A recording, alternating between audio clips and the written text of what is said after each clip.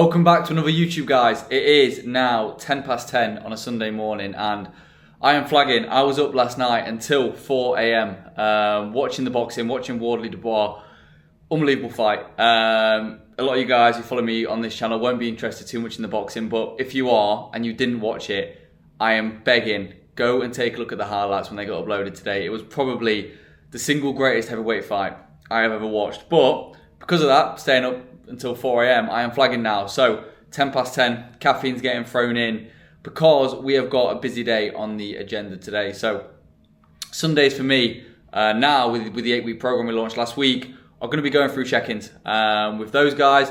I've also got a session today with Brad. We're going to go to the Jungle Gym, I believe, at the 5 and show you what that's like in Dubai, because a lot of people have asked me about that. So we're going to go. I've never been before, to be honest. We're going to go explore it. But also, it's my check-in day with my coach. So in this video, in a minute, you're going to see me check in, see what the rig's looking like, because we are now 13 days away from my first of 3 photo shoots. And we are about 9 days away from the clients that are coming to Dubai landing here. And I can't wait to document their process in their sort of week holiday, as well as their photo shoot they have here as well. So here's the check-in shots for this week. Just so you got the stats, I'm about 5'10", and I'm 61.9 kilos of this week. I have 13 days until my Dubai shoot, 20 days until the Manchester shoot, and about 7.5 weeks until my shoot in Leicester. Check-in visual sorted. I've now got a client on board, and then I'm going into the 26 check-ins we've got for the 8 weeks.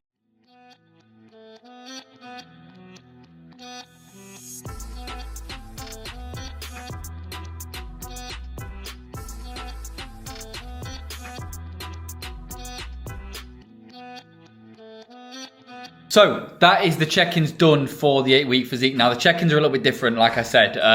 My one-to-one clients get a Loom video, a 5 to 7 minute video every single week that runs them through exactly what they need to do, decisions, comparing visuals and assessing everything for them. The 8-week physique guys, most of them got a written check-in, sort of like bullet points of what's going to change this week, what they need to improve and what stays the same. What I've noted in with this 8-week physique guys has been brilliant is it's a short-term program. They've come in, they're stupidly motivated, right? We've got 29 people in the program. Over 8 people lose 2 kg in a week. 3 of them have lost over 3 kilos in the first week. And we've had 12 lose over 1 kg. So that means we've had, I think, 22 people out of 29 lose over 1 kilogram. The rest of the people that haven't have all lost over 1% of their body weight, which is insane. If you know anything about fat loss, you know 0.5 to 1% is the gold standard of fat loss for a client, right?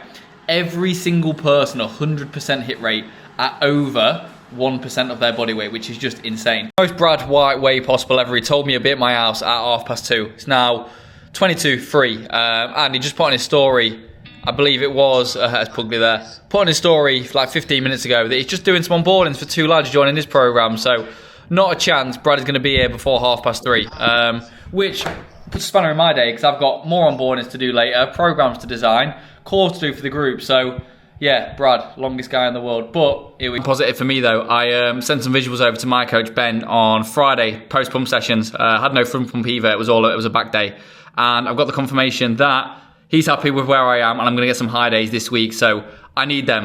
I've not had a high day since starting prep, and I had the fight in there as well, the fight prep in there as well. So for me, it's been about 12, 13 weeks since having a high day. I'm 2 weeks out from the shoot, so at some point this week, I'm going to be getting a footload of carbs and I'm going to be a very, very happy man. Here he is, finally, about 3:30. What time do you call this, pal? Oh, he's fucking filming me, you know. What time do you call this, pal? It didn't work, right, and I had my mates going to like mechanic. These cars here, different world here. Welcome to Dubai, ladies and gentlemen. At the 5. My worst nightmare. You could give me 30 million quid and I would never stay here a day in my life. Look at the state of this. Me and Brad have just had to walk through the 5. Quite possibly the worst place I've ever had to walk through in my life. I remember doing it last year with Maya. I could not think of anything worse in my life. You could drop 30 million quid in my bank account tomorrow and I would never book a single night in that place. I'm going to try and get a bit of footage for you on the way back out and you can see quite how bad it is in there. We're out at the gym now. Some view, like I said, much better than the 5 in there. This is a proper place to train, this is ace. Like I said, it beats Beats going in there at a beach club all day and just sending it, not for me, not our vibe, not for me and Brad, but this. Training outside with a view. This is where we want to be. This is more us, look, no. Yeah, so made it to the gym now. We can't use the Osmos here, I don't know why. Can't use an Osmo, but we can use our phone, but take a look at the views here, it is ridiculous. Just behind us here, look. Absolutely unreal, and I'll show you what it's like the other way as well. Look at that, some spots to train, some gym as well. It's only small, you know. Got everything you need though. Got everything you need, it's going to be sick, like I said. It's I don't even know how much a day pass was here, to be fair. Brad sorted me out, fair play to him. Making bread now though, so I don't mind. But no, it's a serious spot here. So, push today, gonna start with a fly. Yeah, we are doing push, aren't we, Brad? Yes, sir. Yeah, push today, we'll start with a fly. Probably be a very similar session to last week, so I'll probably not gonna document too much of the training today, because we did most of that last week on the push day. So, what you'll probably see more is more of the stuff we get up to after. We're going for some food after? Yeah. Yeah, we'll go for some food after. Document sort of the rest today, and the training, you'll probably see little clips of it, just so we go through it now, because we can't use the cameras. So what's this then, 120? I'm not sure. A 15, a 20 and a 25. 15, 25, 40, 60, 120, yeah.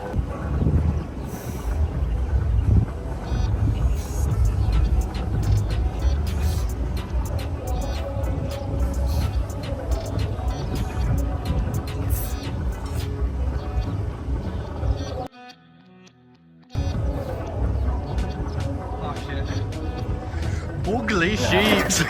So I thought I'd give you an insight to the next part of the video, because again, I'm still getting new to this whole YouTube thing. I'm terrible at documenting things. We met Hader at the gym today, a great guy, owned a car dealership back in the UK.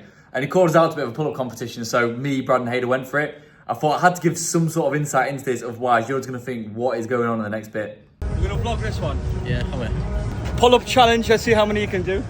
Ready? You don't know yet. It's like... There's no...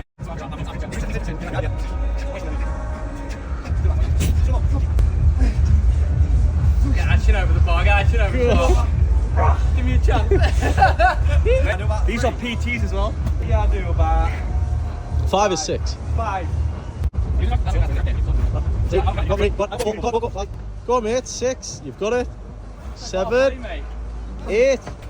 8 good ones, more than you thought. Go. Yeah, go on. 1, 2, 6, 7, 8, 9, 10, 11, 12, 13, 14, 15, Keep the form low. 16, One more. Come on. 17. Session wrapped up, that was ASAT. We met 2 boys in there, both from the UK. One's got a garage, like a car dealership, and the other one works in sales. And we're literally saying to those lads in there, everyone in the UK is just negative. Everyone's got a negative mindset. Everyone's sort of like, don't want to see anybody do well. Whereas out here, people are willing to talk. Those lads came up to us, we had a chat, we had a mess about, I did a pull-up competition. I'll probably be in the videos in there somewhere. Just generally had a laugh and got a lot of value from actually speaking to people, which is amazing. Because in the UK, everyone's just negative. No one says hello to each other. Everyone ignores everyone. Whereas when you come out here, if you've never been, you'll realise people genuinely just want to see you win. Yeah, it's some spot though, isn't it? Unbelievable.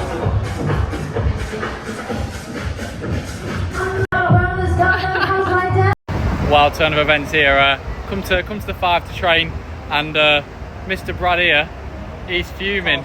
This look. Give up Brad's card to the valet for half an hour, mate. This is how it comes back. Good job he's breaded out his head, innit? It was fixed before with the... Shocking. Guys, we're at the part off now. What you got to say about that, pal? Look at that. He's got racing stripes on his car now. Hey boss, do the stripes make it go faster?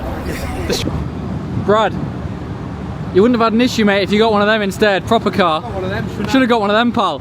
You would have been sound then, mate. So to give you a bit of an insight to the next part of the video, basically what we found out was the valet guys hadn't actually crashed Brad's car. The valet guys were unbelievable, by the way. They fixed his car with silicone and duct tape, which is amazing when you think about it. But what had happened was Brad bought his car from a garage about a year ago, and he's had nothing but problems with it.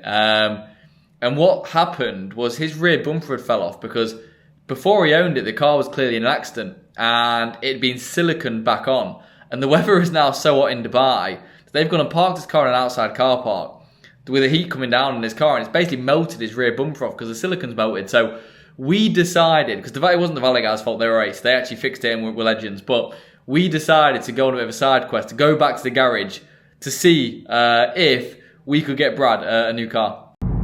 Some view for the side quest. Can't believe I've just been cooked. Got to the dealership.